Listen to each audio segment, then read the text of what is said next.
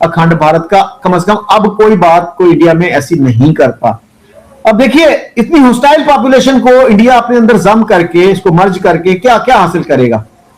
वो तो जो इंडिया की ऑलरेडी जो सूरत हाल है उसको तहस नहस कर देंगे जो एंटी इंडियन एलिमेंट्स हैं पाकिस्तान में। तो क्या क्या फायदा होगा उनको? एक जो हमने टेंशन बना रखी है, एक जो हर वक्त हमारे यहाँ से भी स्टेटमेंट्स चलती रहती हैं भारत के खिलाफ, या कहते रहते हैं जी वो जो फितना और हिंदुस्तान और किस्म के नाम जो हम रख लेते हैं, क्या ये भी हमारी तरक्की में या हमारी प्रोग्रेस में एक तरह की रुकावट है कि हम दुश्मनियां बढ़ाते जा रहे हैं कम करने के बजाय? जी जी, देखिए वो कहते हैं ना कि it is not the countries that progress, it is the regions that progress. कि जैसे आसियान की एग्जांपल हमारे सामने है कि उन्होंने जो 8-10 मुल्क है उन्होंने एक ऑर्गेनाइजेशन बनाई और वो काफी अच्छी चल रही है and it has been very helpful to their progress and development.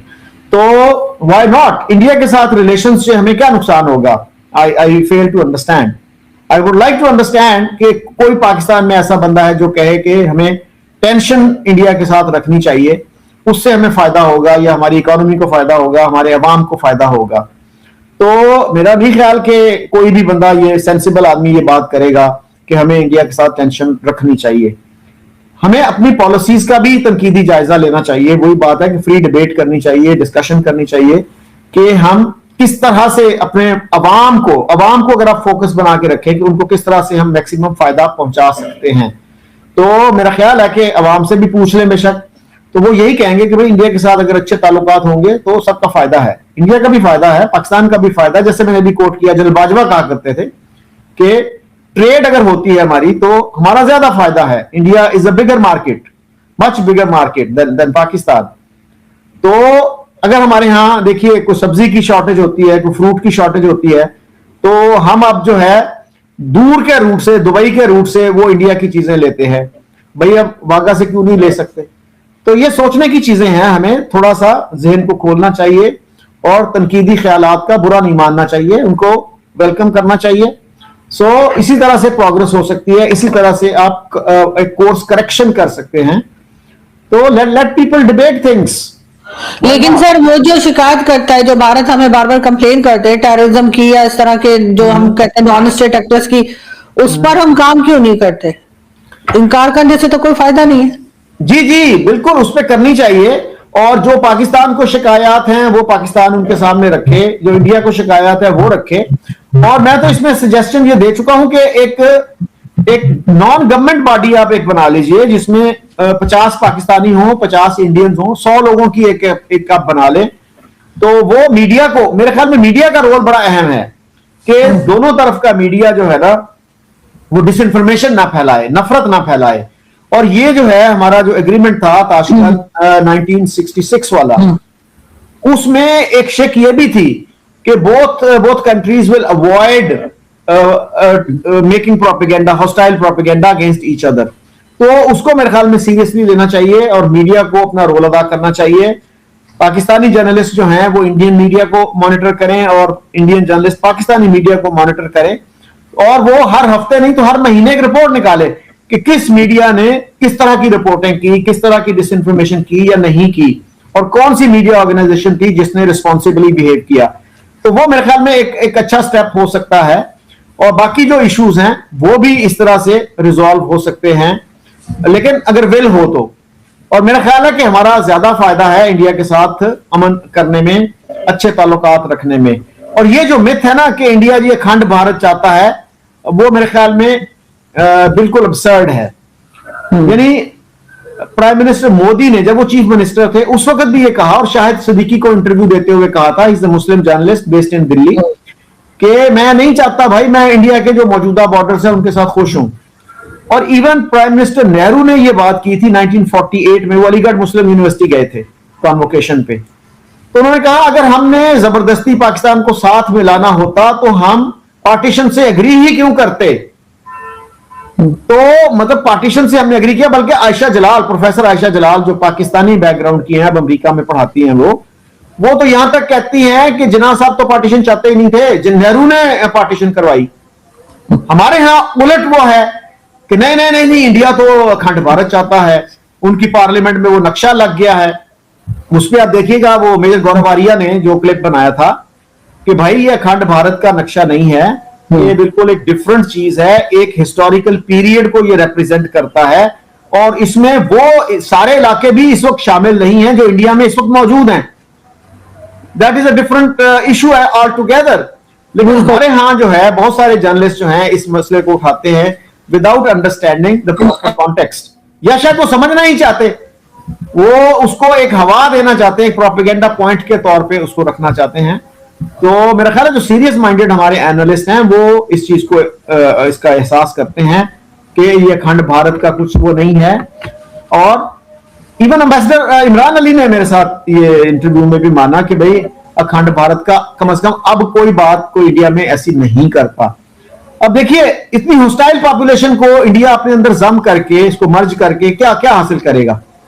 वो तो जो इंडिया की ऑलरेडी जो सूरत हाल है उसको तहस नहस कर देंगे जो एंटी इंडियन एलिमेंट्स हैं पाकिस्तान में। तो क्या क्या फायदा होगा उनको? जो पीआईए सेल कर दी गई, बहुत तरफ से आवाजें उठ रही हैं, कई लोग सही बता रहे हैं, कई लोग गलत बता रहे हैं इस चीज को। आपके ख्याल से क्या ये ठीक है जो पीआईए सेल किया गया? और जिस तरीके से जो रेट लगाए गए, जो कहा जा रहा है कि जी बहुत ही सस्ते में निकाल दी, आपको लगता है ऐसा होना चाहिए था? उसमें देखिए I am not really an expert on this issue, लेकिन बात यह है कि ये 2010 से पीआईए का क्राइसिस शुरू हुआ, तो इसका भी हमें जायजा लेना चाहिए कि किसकी कितनी गलती थी। कि हमारे बहुत से हुक्मरान थे वो ये देखे बगैर कि पीआईए के मुलाजमीन की तादाद कितनी होनी चाहिए, वो सियासी तौर पे भर्तियां उसमें करवाते रहे। तो दुनिया की मेरा नहीं ख्याल कि कोई भी कामयाब एयरलाइन ये अफोर्ड कर सकती है कि आप सियासी भर्तियां करते रहें। तो they have to make their own decisions.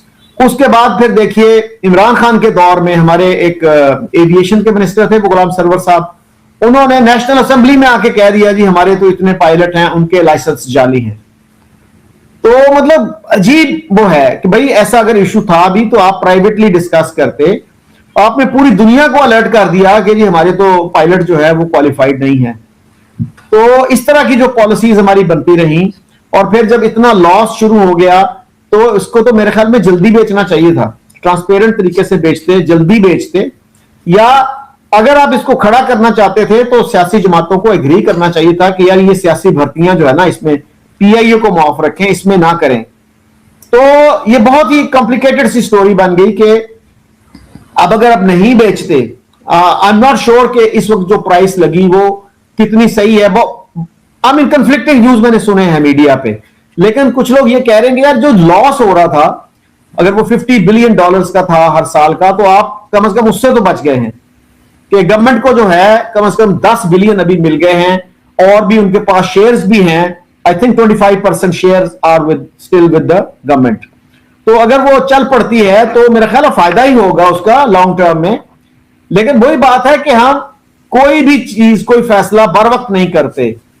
कि आप देखिए स्टील मिल की प्राइवेटाइजेशन हो रही थी, उसमें हमारे चीफ जस्टिस साहब कूद पड़े, वो इफ्तिखार चौधरी साहब जो थे, नहीं मैं होने दूंगा भाई, एक इकोनॉमिक डिसीजन है, लेट द इकोनॉमिस्ट डिसाइड।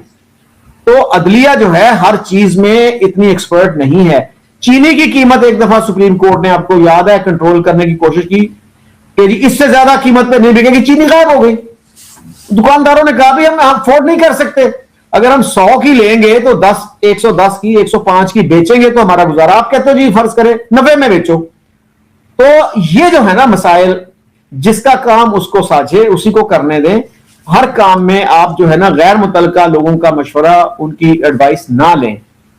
और यही एक तरीका है कि जो अगर एजुकेशन का इशू है तो एजुकेशनिस्ट से पूछें, अगर इकोनॉमी का इशू है तो इकोनॉमिस्ट से पूछें। तो unfortunately we don't have respect for expert knowledge, और यही वजह है कि हम उसको डेवलप भी नहीं होने देते। बिल्कुल। और सर दायरे की सिफारिश पे जब चलेंगे हर काम में, अगर लोगों को ऐसे लेकर आएंगे कि जिनका एक्सपर्टीज नहीं होंगी या जो जिनको काम नहीं आता होगा सिर्फ सिफारिश पे, तो फिर यही हाल होगा जो इस वक्त जिस क्राइसिस से पाकिस्तान गुजर रहा है। आपके ख्याल से सर कौन सी ऐसी 2 या 3 मेन पॉइंट्स हैं या मेन चीजें हैं जिसके ऊपर फौरी तौर पे पाकिस्तान की जो गवर्नमेंट है या जो लोग पॉलिसीज बनाते हैं उनको फौरी तौर पर उस पर काम करना चाहिए अगर वो चाहते हैं कि पाकिस्तान क्राइसिस से निकले?